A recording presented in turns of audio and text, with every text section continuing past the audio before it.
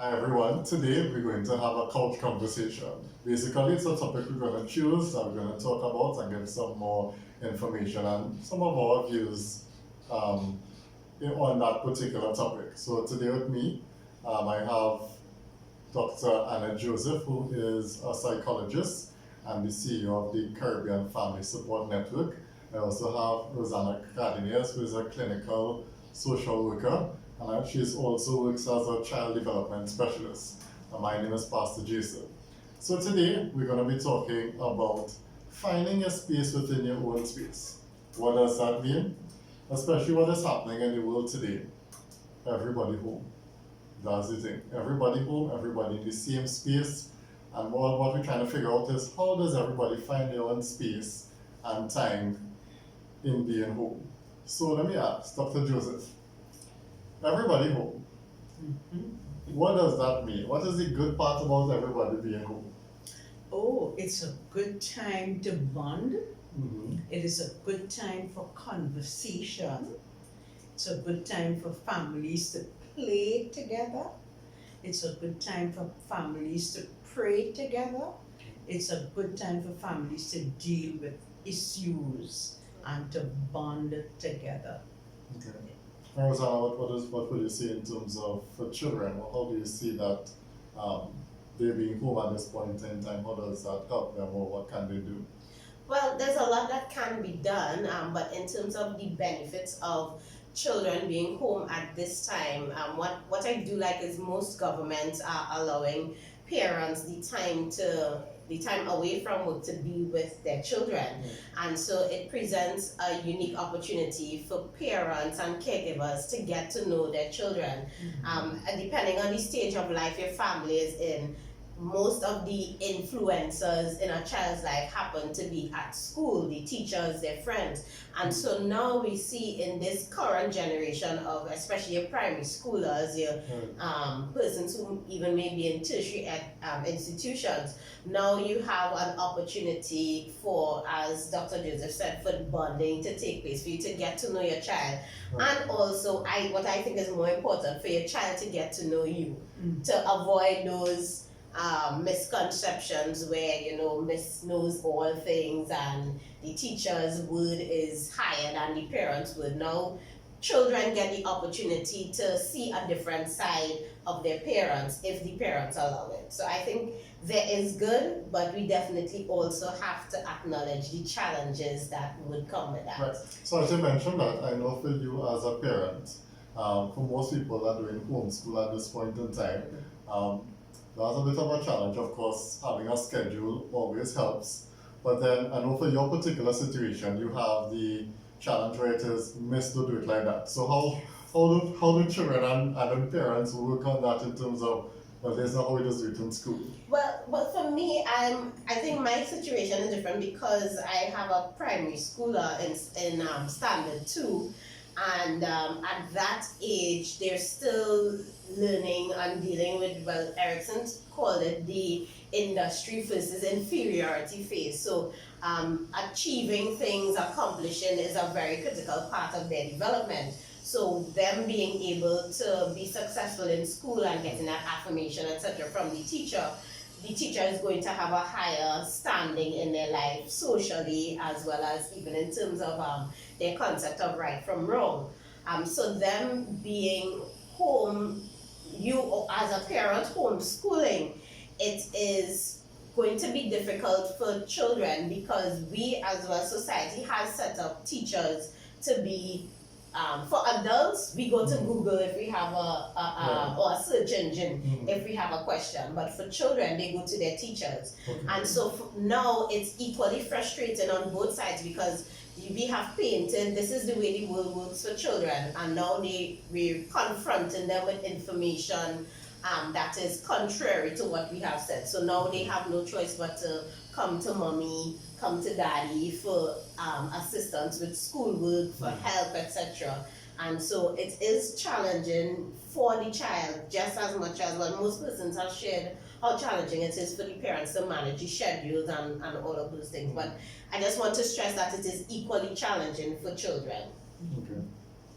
And Dr. Joseph, what would you say is the challenge for some of the parents, because of course they take in, some of them still are essential workers, and you trying to find the time to still bond with your kid, but then still trying to find your alone time as well. What would you recommend in terms of parents doing? Because like for instance for me, even when I try to do some of my work, or my wife tries to do her work, two things happen. One, the kids just go off on a whole different schedule, and then two, even when I'm trying to do my work or she's doing her work, the kids come and they hug you, they squeeze your foot, or they come and type on your computer, and then you're like, oh my gosh, I'm just trying to get a little time to get work done. And then you have the flip side of that in terms of finding after work and taking care of the kids, time for yourself. So how do you manage through that? Well, to me, it depends on the stage that your children are. Okay. When children are small, the reality is that you hardly have alone time except before they wake up and after they go to bed. Okay. Because at that stage, they are a priority. If you're a parent with small children and you haven't taught them routine, it's going to be a little more challenging. There are some parents who have the children have routine. For instance, when my children were smaller, after lunch I would give them a bath strategically and comb their hair, and by the time that was done they went to sleep. So I had a little time for myself. But today's children are different, and every family is different. So when they are small, it is very difficult, we have to admit, for parents to have alone time. The ideal situation is if you have two parents in the home, you can take turns. Okay. Right? So when one parent is resting or having alone time, the other one is monitoring and working with the child, and you take turns at least sometime in the day so you can have that. However, when the children are older, maybe about 8, 9, 10, you can reason with them, let them know, I'm tired, I need to rest, be quiet. If you are a single parent, it is still going to be challenging. Right. Because you may go and rest, but because you know the child is there and you think anything could happen, you really don't rest. Right? So that it is going to be challenging.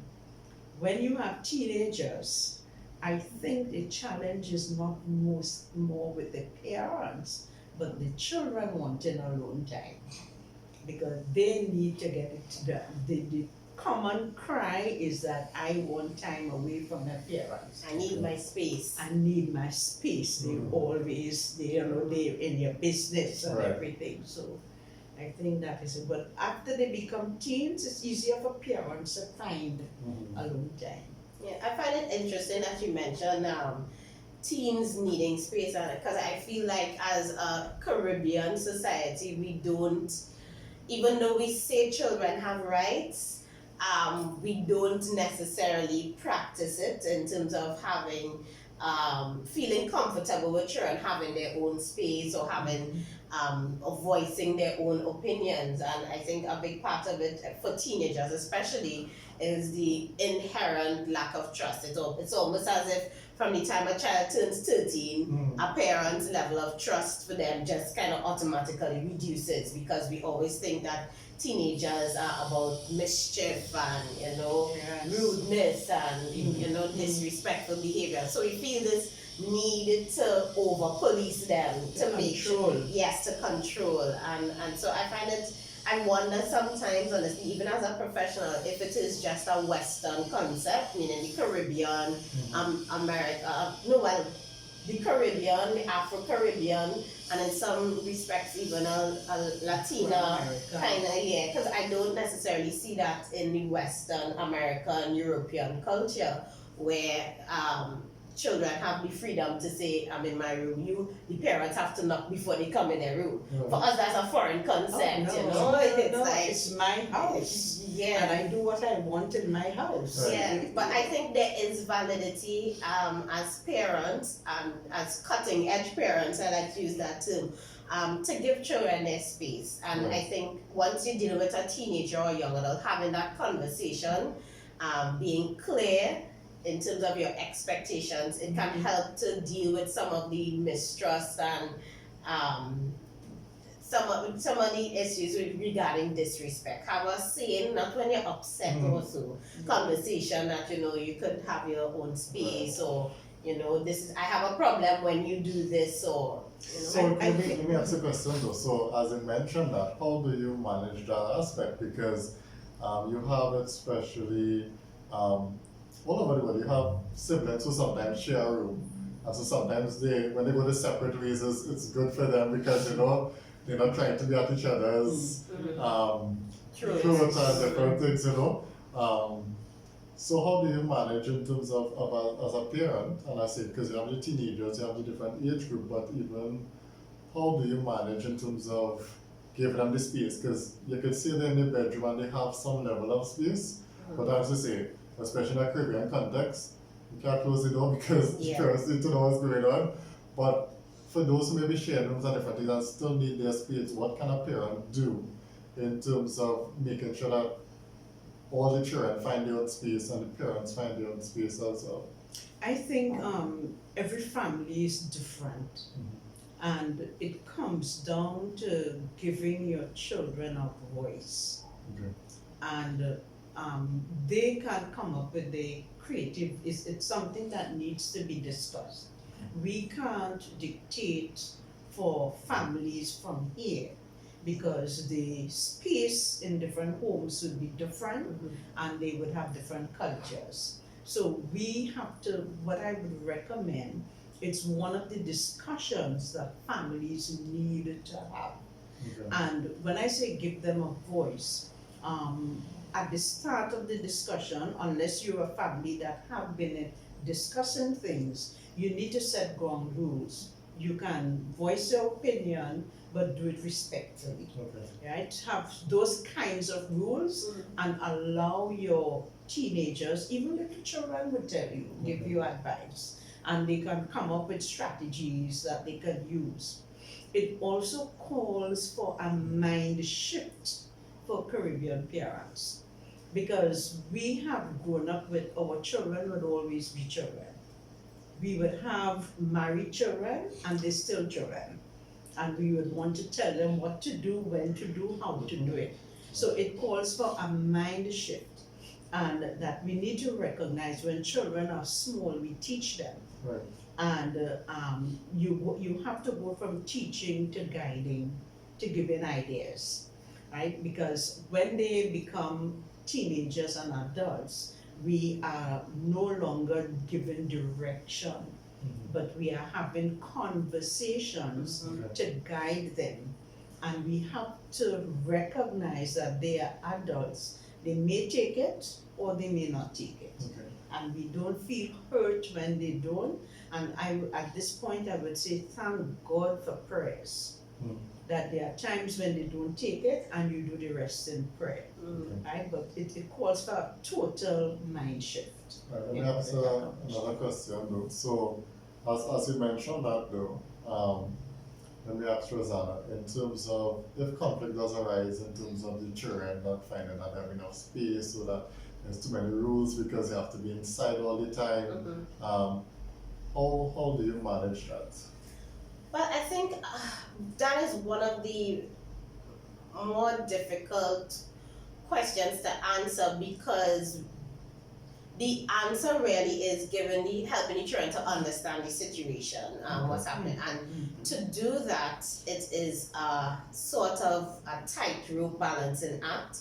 Because if you give children, depending on their age, too much information, you can scare children, you can cause them to develop anxiety, or even in some cases, they can become very angry. So you want to give them just enough information to understand that, to understand why the family is staying indoors, why they're staying together. But on the other hand, you also want to make sure that they understand that you still view them as a child. You're still going to allow them to be a child, but it is your responsibility as the adult to take care of them. Okay. So, and I think as adults, we have to remember that children are children. If you were, when you were a child and your parents told you to stay indoors on a Sunday afternoon even, and you're seeing, and I think that's part of the challenge with our country. We see other people not abiding by the rules, and we're like, but how come she can run about and you telling me to stay indoors and those kind of things? So it would be nice for me to tell you to have a conversation with your children, but the fact is that not every child is going to understand that. Okay. And so that is where the routine is going to come into play in terms of repeat. You would have to repeat yourself over and over, remind them, and as much as possible, still try to facilitate the child, the fun thing. So that means doing activities together indoors, so that even though they're inside, you can build a fort together, help them use their imagination. And this is not routine stuff. Like I have a whole list of things I had planned to do with my daughter, and up to now we've done one of them in the last 2 weeks. And so we still have to be gracious with ourselves and with our children, but I believe in being honest with children and explaining to them that it's difficult for all of us. Right, so it's also a good time to explain. So may I interject no here problem. that there's a point that you mentioned about the rules, and some parents have to admit, if we are being honest, that some of the rules that we put down are based on our own experiences. I was free, I got hurt in the process, so I want to make sure my children aren't hurt, so I put down the rules. You're not out by yourself, and we put all kinds of rules in place. And if we are not honest to explain to children why we take the steps we take and why we have some rules, there will be conflict. We need to be honest. I agree, and to add on to that, I think we also have to remember, get to know our child and the personality of the child. I have some friends who are extreme introverts, and being indoors with their family, they focus on the being indoors part. It's absolutely fine. But from the time they have to interact with the other members of their family, that's where the anxiety comes in. So you have your extroverted child who prefers to play outside, outdoors. It would be a more difficult time for that child than the other one who is accustomed being on their tablet or reading, more introverted. So as parents, we now have to know which child may require more attention, may require more activities and engagement, as opposed to the other. Some would be fine by you just purchasing some books and telling them, here, have a good time. And then some others, you have to convert the living room into what they call those things, not a jungle gym, where you obstacle course. Yes, you know. So you have to know your child and move to suit, because not one size doesn't fit all with children. The other thing that sometimes comes up when it is children at home is the issue of them eating too much snacks. By chance, you have a formula for that? Well, I'll tell you what has been working for me. I time snacks with the same school times that they have recess. And so it has, fortunate for me, my daughter would have already gone through how to tell the time in school. And so I use it as a way to reinforce the time. So I tell her snack time is at 9 o'clock and it's at 3 o'clock. I've seen some other, so outside of that time she knows not to ask for snack. She would still ask for it, but I'd be like, is it 9 o'clock here? No. Alright, then it is not snack time. Some other parents I see tie chores and they create a cash system in the house where they have to purchase snacks. So in order to get these snacks, if you sweep, you earn $5 Monopoly dollars, and you have the freedom to purchase the snacks at any time, but it is tied to a particular activity. So you must work before you get snacks. So it depends on the families. If and like my nephew, he was, well, I don't know if it's the same case, but he's into healthy snacks and fruits and those kind of things. I, as a parent, I wouldn't have a problem if my child eats snacks, but eats fruits whole day.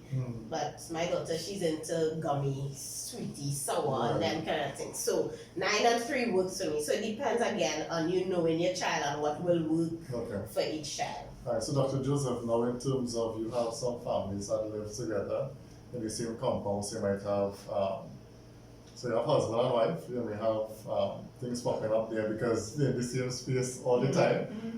We can mention that, and of course you could also mention there are some adult brothers and sisters that still live together. So let's start with the adult brothers and sisters or sisters. How do you deal with things that may pop up because everybody in the same space at this point in time? Conflict. Yes. Yeah.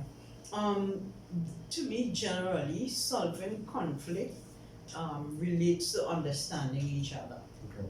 And it goes back to conversations and putting yourself in the other person's shoes. If I understand you and I get to know you, I would expect some things from you, Okay. and when it comes, it doesn't hurt as much. So I would recommend that they talk issues out. Okay. Not quarrel it out, but talk things out. And it is looking out for the other person. Right. Because sometimes some of the conflict is like using things without asking. Okay. So we have to find a way to also practice assertive conversation. Assertive conversation says, it talks about me. Okay. So you use something that I cherish. I don't say you do this, you did that. Okay. It focuses on me. So I would tell you when I feel abused or I feel hurt when my stuff is used and I'm not asked for it. Okay. You know, so you have to teach, and it's a whole new learning curve for all of us Right. to be able to have those kinds of conversations. And I think I agree with you. I think, however, it's easier said than done. Because I agree. when they take the last piece of chicken in the pot that you were eyeing down, I words and putting it in good language is not necessarily the first thing to come to mind, and so it definitely takes A practice. lot of practice. Right. And that's why I said, I think we need to get back to the days when we looked out for each other. Because, for instance, when I was growing up, when somebody got home and they wanted food, they went to the normal question with, who else is to eat? Right. Everybody else that is looking out for Mhm. each other. And I think as a family in these times, we need to go back there to those days. Yeah, I agree. Well, let's get to the what some might consider a hot topic, but in terms of marriages at this point in time. So some people might say this is the true test of marriages because everybody together all the time. What would you say for couples? I know you both are married, we're all married, and so what sort of tips do you give at this point in time to spouses dealing with they love each other, but everybody in their own space right through, Yeah. I know some people was able to go out and they might go have a football game, or they might, be able to go outside and exercise and go to the gym to relieve some of the stress and different things, people would use. Like for me, I custom watching football. There's no football in the season, so that's stressful for me as well because, and so when things pop up, it creates a challenge because I kind of trying to balance doing she managing her work and managing my work and then, who's taking care of the kids, do different things, and then of course it's a lot of trying to find time for yourselves and all of this. So how do you manage? Well, I'm glad that it's the three of us because we represent three marriages at three different stages. For me, I'm still relative, 1 year anniversary just the other day, and for us it is there's the saying silence is golden. Right. Even though because we are in a relatively small apartment, we may not necessarily have the physical space to give each other. But I try to allow him to have that quiet time where I'm not necessarily engaging him all the time. He might be doing, watching anime or just standing on the balcony doing nothing. And for me, it is understanding that as a guy, sometimes I just don't have to be up under his armpit all the time. Even though I would love it because I'm very clingy, but I have learned that, you know, I have to allow him to get space when he needs the space. Right. Another thing that I do as well to help is we watch movies together. And so some days it may be allowing him to pick the movie. Some days he would allow me to pick the show. Simple things like, you know, sharing chores and those kind of things. It helps to reduce the tension so one partner doesn't feel like all the burden is falling on them. Okay. So those are some of the strategies, I think, but the critical one also also comes from understanding that men and women operate differently. Right. So for me, I have to switch off my brain when I see him doing nothing, staring at nothing, automatically thinking something is wrong. He's thinking about something. Right. And accept the fact that sometimes guys just space out Right. and nothing is wrong, and I just have to allow the brain to do whatever it's doing, and I don't necessarily need to ask all the time, what you doing? You think about something, everything okay? What's But, wrong? but, What's before, wrong? Dr. Joseph add some more, what would you say your the wife of an essential worker, firefighter, EMT, what would you say to wives at this point in time in terms of having that anxiety building up because, you know, their husbands or even husbands have their spouses on the front line? What would you say to them at this point in time? Well, I'm glad you asked that question. For me to answer the question, I really have to put on my therapist hat, because when the hat is off, I confess I am so anxious. Just the other day he told me he had to, the term he used was he had to sanitize before coming home, and I was like, what happened? Did you touch somebody who's infected? And had palpitations, and I already said, you know, if he dies, I have to die too. We both have to become infected at the same time, and you know. But that is Yeah, but that is because I'm a newlywed, right? I think you keep all your counselor. Yeah, and so that is what I'm coming to now. I have to practice what the Word of God says, to be anxious for nothing, Right. but not just to try to forget the anxiety, but the solution is to pray and allow God's peace Right. to guard my mind. And it's a process, and it takes practice. Yes. So the thoughts still come, but I have to stop the thoughts and say, stop, you're overthinking, overreacting. A terrorist is not going to come into the fire station. And the thoughts are not facts. That's correct. Right. And so that is one of the things that has been my saving grace. What also helps is we share about our days. And what that does for me, it gives me the facts of what a typical day can look like. Okay. So my mind is not going to go extra out of the ordinary. Right. And the same goes for other essential workers. I think one of the differences with us is because I got married older, I don't necessarily, I enjoy my alone time. I enjoy the fact that there are hours in a day when he is not in the house and I have the house to myself. Okay. And so when he is away, I don't necessarily feel that way, that threaten, you know. I enjoy it. I take that as my me time. Right. And so even though I may be anxious about threats that may be present or that he could be presented with because of his line of work, one, before we got married, I kind of came to terms with that. And really is the case for everybody. I have a distant friend who would always say that we're all one bad bus drive away from eternity. And so even though it's grim, but even though he's in an essential service, or even if, let's say your spouse is a police officer or whatever, the same is true for us. We don't know what time we're gonna have to meet our maker. Okay. And so I have to be confident in his walk with the Lord, that even if he dies, I know where he's going. And I have to be confident that even if he dies, God forbid, that at the end of the day, my life is still in God's hand. And if God wills this to happen, there must be a bigger reason for it. So I'm not trying to pretend that it's not, I'm not anxious at times, but I'm allowing myself to go through the process. I'm not staying in the anxiety. Okay. And so Dr. Joseph, for the regular couples, what would you say for those who just married, those who married a while, but all this time being spent together, it's a challenge. How would you? For me, I think that it's a change of perspective. Okay.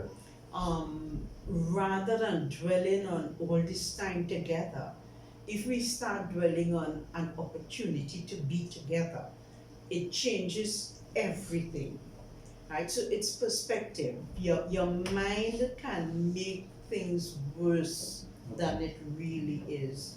So if you focus on he's in my skin, it's claustrophobia, and sometimes the same persons who complain about that complained before that they weren't seeing the spouse. That He never home, time, and he never home, or she never here, she's too busy. And now they're home, we complain. So we need to change our perspective and focus on the solution again. Right. Focus on the positives, the possibilities. So let me interject there. So what would you say is the solution? So you mentioned something there. There are some people who wanted more time with their spouse. And now their spouse home. Yes, they're glad their spouse home, but then because they may not be accustomed with the spouse being home, they're like a fish out of water. They're not sure what to do with. So we go. Remember the early days when you spent time talking, and you couldn't wait to spend time, and try to recapture some of that. Go back, spend time talking, and Ms. Cardines talked about the movies together. There are lots of things we can do together, and that will make the day, make you happy. There are some couples who are in conflictuous relationships. I know it is going to be challenged, especially for those couples. But it's an opportunity to sit down and work out relationships, to talk about it, because from the Christian perspective, all that is happening now, we can look at it as signs of the time. And I'm glad that Rosanna mentioned that we don't know what is going to happen next. And too many people, you go to funerals or somebody and they would tell you, if I had known, I would have done this, I would have said sorry, I would have. But this is an opportunity to do it now. So we need to do it now. Mend the bridges, heal conversations, and time to listen to each other. And I mean really listen, allow them to give, to vent, to say what has been happening, time to look back at the relationship. Here, this is time to set goals and plan strategies on how you can accomplish it, and so on. So we can do lots of things. Let me ask you this question in closing. So as you mentioned that, so let's say I sit down with my wife to discuss something that may have hurt me or discuss different things. But then it leads to a reopening of the womb, and then, or it is, we realize that we end up butting heads on the thing, and so we try to go in our separate corners in the home. How do you deal with that if it is you try to bring up something, but then it's still, you realize that it's still knocking heads on the situation? Can I start by saying nothing is wrong in reopening wounds? Because there are some times when you have sores that aren't healing, they have to go in, open it up, cut out the dead spots, and before it heals. So there are times you may really need to reopen the wounds. However, if you find that you are not able to deal with it, you can call someone for help. And not be at home, but the services are still running. There are counselors that you can call, there are pastors you could call, and they can guide you through. And with the technology today, we can have conversation with several people, face-to-face conversation, so you can get the help and use this time to heal and move on. I just want to echo that. I have to add that we know that even though families are closer together, that for some children, it's also an additionally traumatic time because school has, for a lot of children, it has been a safe haven from the conflict that occurs at home. And so I want to add this, if you're a child, I don't think children should be watching this necessarily, but definitely if you're a teenager and you're watching this and you're in an abusive relationship or abusive situation at home, please call the hotline 996. For women, the domestic violence hotline 800-SAVE is also an option for you to call. I know the church that you're affiliated with, all I remember is FW8C. 460 FW8C. That phone number you could also call, because really we weren't designed to live life in isolation. And I think that's what this period of time, why it's so difficult for some persons. We were designed to live in community. Right. So look out for your neighbor, look out for other people, and if you feel that you're in over your head, call and ask for help. Right. And I want to also add, throw out a challenge to everybody who is listening. Find somebody, your family and someone else, to say something positive to every day. It makes a big difference in families. If you could tell someone, I'm so glad you're part of my family, I'm so glad you're my husband, I'm so glad you're my wife, so glad you're my son or my daughter. Call a friend, I'm glad you're my friend. Do it for somebody else. It makes a big difference. All right, we want to thank you all for taking the time, and for everyone who viewed this video. We just want to encourage you all to stay safe, and we look forward to seeing you in the next video.